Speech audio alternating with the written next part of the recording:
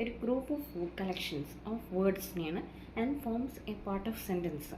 അതിനെയാണ് ക്ലോസസ് എന്ന് പറയും. ക്ലോസസിനൊരു ഫോമുല ഉണ്ട്. Clause is equal to subject plus verb എന്ന്. അതിൻ്റെ ഒരു എക്സാമ്പിളായിട്ട് പറയുകയാണെങ്കിൽ ആലീസ് ഈറ്റ് മാംഗോസ് എന്ന് പറയും.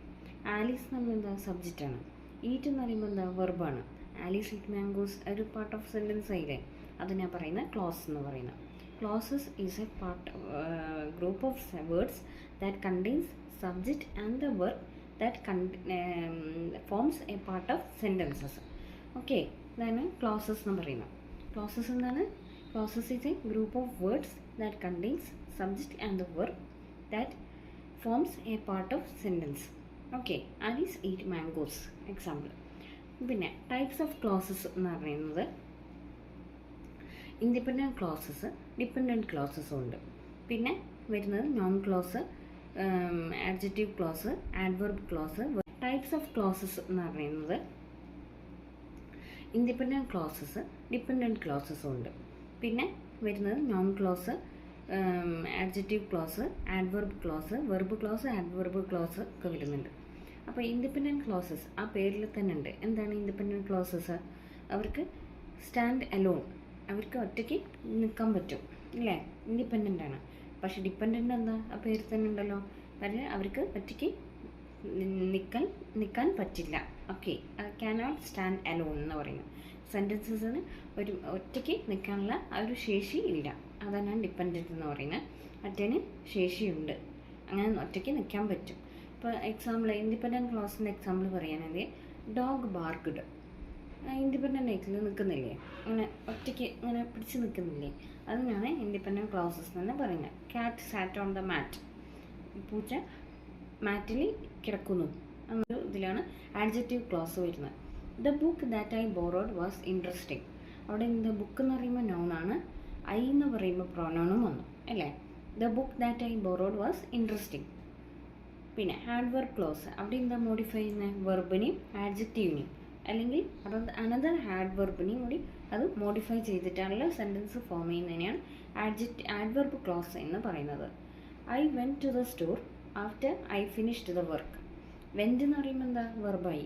ഫിനിഷ്ഡ് എന്ന് പറയുമ്പോൾ അതൊരു വെർബാണ്.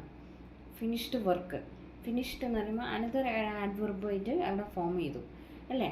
I went to the store after I finished the work. വർക്കിനെ വിശേഷിപ്പിക്കുന്ന ആ ഒരു ഇതിലാണ് ഫിനിഷ്ഡ് എന്ന് പറഞ്ഞാൽ, അവിടെ വർക്കിനെ വിശേഷിപ്പിക്കുന്ന ആ രീതിയിലാണ് അവിടെ ഫിനിഷ്ഡ് വരുന്നത്. അപ്പോൾ അത് അനദർ ആഡ്വർബാണ്. വെൻറ്റ് എന്ന് പറയുന്നത് വെർബാണ്. ഓക്കെ, ക്ലിയർ ആണോ? ഓക്കെ, പിന്നെ ഞാൻ നേരത്തെ പറഞ്ഞ ക്ലോസ് എന്ന് പറയുന്ന സബ്ജക്റ്റ്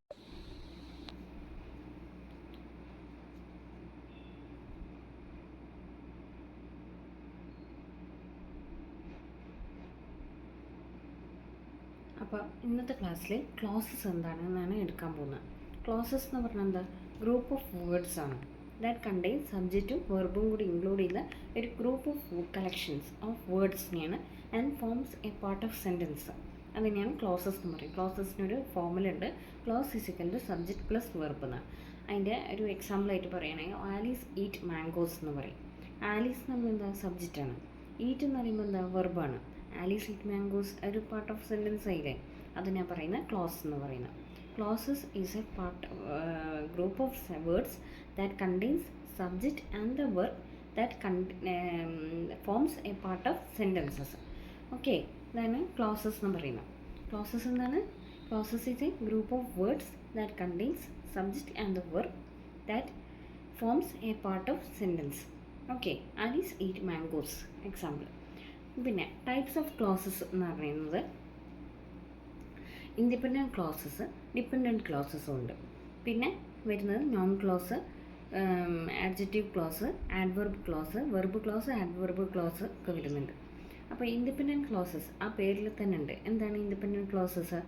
അവർക്ക് സ്റ്റാൻഡ് അലോൺ, അവർക്ക് ഒറ്റയ്ക്ക് നിൽക്കാൻ പറ്റും അല്ലേ, ഇൻഡിപെൻഡൻ്റ് ആണ്. പക്ഷേ ഡിപ്പെൻഡൻ്റ് എന്താ, ആ പേരിൽ തന്നെ ഉണ്ടല്ലോ, കാരണം അവർക്ക് ഒറ്റയ്ക്ക് നിൽക്കാൻ പറ്റില്ല. ഓക്കെ, ക്യാനോട്ട് സ്റ്റാൻഡ് അലോൺ എന്ന് പറയുന്നത് സെൻറ്റൻസസിന് ഒരു ഒറ്റയ്ക്ക് നിൽക്കാനുള്ള ആ ഒരു ശേഷി ഇല്ല. അതാണ് ഡിപ്പെൻഡൻറ്റ് എന്ന് പറയുന്നത്. മറ്റേന് ശേഷിയുണ്ട്, അങ്ങനെ ഒറ്റയ്ക്ക് നിൽക്കാൻ പറ്റും.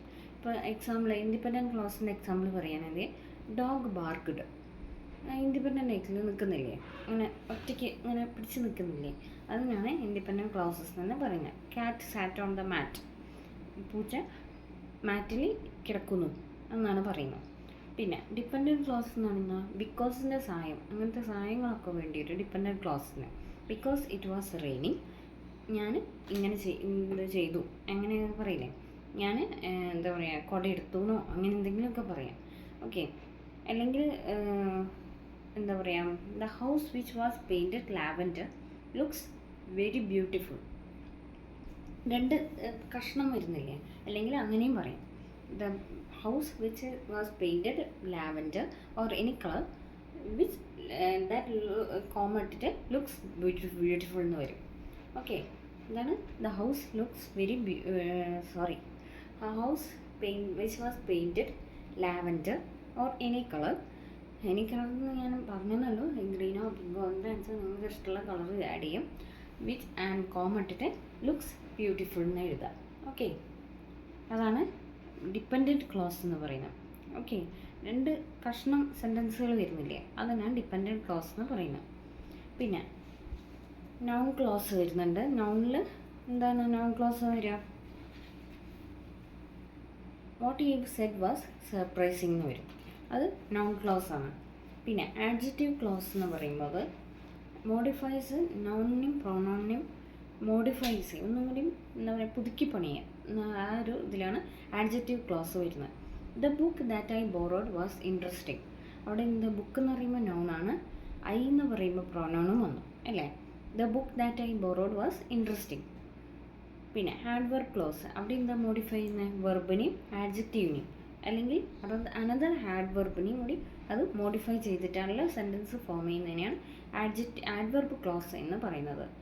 I went to the store after I finished the work. Went എന്ന് പറയുമ്പോൾ എന്താ വെർബായി, ഫിനിഷ്ഡ് എന്ന് പറയുമ്പോൾ അതൊരു വെർബാണ്. ഫിനിഷ്ഡ് വർക്ക്, ഫിനിഷ്ഡ് എന്ന് പറയുമ്പോൾ അനദർ ആഡ്വർബായിട്ട് അവിടെ ഫോം ചെയ്തു അല്ലേ. I went to the store after I finished the work. വർക്കിനെ വിശേഷിപ്പിക്കുന്ന ആ ഒരു ഇതിലാണ് ഫിനിഷ്ഡ് എന്ന് പറഞ്ഞാൽ അവിടെ വർക്കിനെ വിശേഷിപ്പിക്കുന്ന ആ രീതിയിലാണ് അവിടെ ഫിനിഷ്ഡ് വരുന്നത്. അപ്പോൾ അത് അനദർ ആഡ്വർബാണ്. വെൻറ്റ് എന്ന് പറയുന്നത് വെർബാണ്. ഓക്കെ, ക്ലിയർ ആണോ?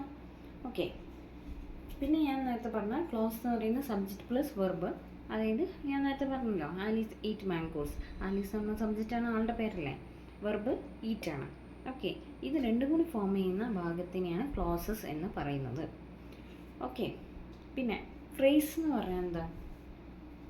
ഫ്രേസ് എന്ന് പറയുന്നത് A group of words without A subject of verb component. അവിടെ ഫ്രേസസിന് സബ്ജക്റ്റോ വെർബ് കോമ്പണൻറ്റോ ആവശ്യമില്ല, അതിനാണ് ഫ്രേസ് എന്ന് പറയുന്നത്. പക്ഷേ ക്ലോസസിന് അത് ആവശ്യമുണ്ട്, സബ്ജക്റ്റും വെർബും ആവശ്യമുള്ളതാണ്, എന്നാലേ അത് ക്ലോസ് എന്ന് പറയുള്ളൂ. മറ്റേത് ഇല്ലാത്തതിനെ ഫ്രേസ് എന്ന് പറയാം, ഫ്രേസസ്. ഓക്കെ, ഇപ്പോൾ നോൺ ഫ്രേസ് എന്ന് പറയുമ്പോൾ എന്താ പറയുക? Best friend. ഫ്രണ്ടിന് ഫ്രണ്ട്, ബെസ്റ്റ് ഫ്രണ്ട് എന്ന് പറയും നോൺ ഫ്രേസ്. ഓക്കെ, ബെസ്റ്റ് വേണമെങ്കിൽ ആഡ്ജക്റ്റീവായിട്ടും എടുക്കാം. Verb was working, verb phrase was working. പിന്നെ ആഡ്ജക്റ്റീവ് വെരി പ്രിട്ടി, ഒരാളെ വിശേഷിപ്പിക്കുന്ന രീതിയിൽ തന്നെ ആഡ്ജക്റ്റീവ് വരിക. ഓക്കെ, ആഡ്വർബ് റിയലി സ്ലോലി, അല്ലെങ്കിൽ ക്വിക്ക്ലി, റാൻ ക്വിക്ക്ലി. ഓക്കെ, പെട്ടെന്ന് ഓടി, അല്ലെങ്കിൽ റാൻ സ്ലോലി. അങ്ങനെ പ്രപ്പോസിഷൻ എന്ന് പറയുമ്പോൾ ഇന്ന്, ഓൺ, അണ്ടർ അങ്ങനത്തെ cases. Prepositional phrase in the bin, എന്താ പറയുക, വേസ്റ്റ് പേപ്പേഴ്സ് അതിൻ്റെ സ്മെല്ല് ഇട്ടു എന്ന് പറയുന്നത്. പിന്നെ ഓക്കെ, ഇത്രയും ക്ലിയർ ആണോ ക്ലോസസിൻ്റെ കേസസിൽ? ഓക്കെ, ക്ലിയർ അല്ലേ? ഇനി അടുത്ത ക്ലാസ്സിൽ നമുക്ക് വേറൊരു ടോപ്പിക്കായിട്ട് കാണാം. അതുവരേക്കും ഗുഡ് നൈറ്റ്.